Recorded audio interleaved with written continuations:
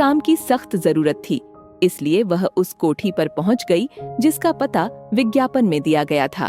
कोठी के गेट पर बने केबिन में बैठे गार्ड ने रागिनी को रोका और कहा, तुम्हारे आने की खबर मेम साहब को दे आता हूँ। जब वह बुलाएंगी तब तुम अंदर चली जाना। रागिनी केबिन में रखे स्टूल पर बैठ गई। गार्ड कोठी के अंदर चला गया। रागिनी को बच्चों की देखभाल का कोई खास अनुभव नहीं था। यहाँ तक कि घर में उसके भाई का छोटा बेटा भी होता तो वह उससे दूरी बनाए रखती थी। कुछ देर बाद कोठी से एक दूसरा गार्ड आया और उसने रागिनी को मेम साहब के कमरे तक पहुँचा दिया। पहली मुलाकात कमरे में दाखिल होते ही रागिनी ने देखा कि वहाँ बैठी महिला संध्या ने उसे मुस्कुराकर देखा। हालांकि संध्या को देखकर साफ लग रहा था कि वह बीमार है।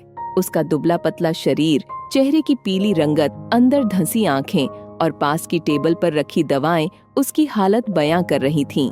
बैठो, संध्या ने धीमे स्वर में कहा। रागिनी ने डरते डरते कुर्सी खींची और बैठ गई। संध्या ने पूछा, तुम्हारा नाम क्या है? रागिनी।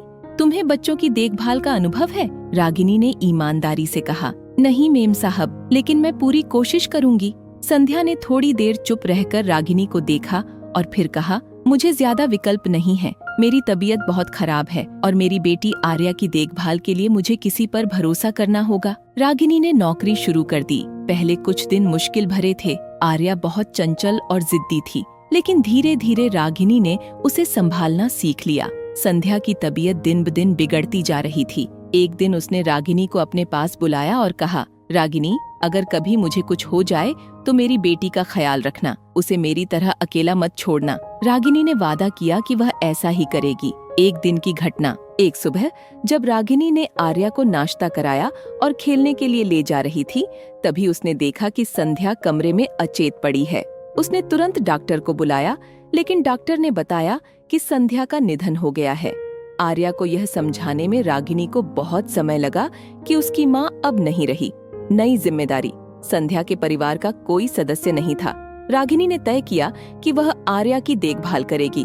उसने खुद को पूरी तरह आर्या की जिंदगी में झोंक दिया। वह नौकरी करती और साथ ही आर्या को संभालती। कई साल गुजर गए। आर्या बड़ी हो गई और उसने पढ़ाई पूरी कर ली। एक दिन उसने रागिनी से कहा, माँ, अगर आप नहीं होती तो मेरा क्या होता? रागिनी की आंखों में आंसू थे। उसने आर्या को गले लगाते हुए कहा, तुम्हारी माँ ने मुझे तुम्हारे लिए चुना था। मैंने सिर्फ उनका वादा निभाया है। उस दिन रागिनी को एहसास हुआ कि उसने जो भी किया वह केवल एक नौकरी नहीं थी, बल्कि एक अनमोल रिश्ता निभाया था।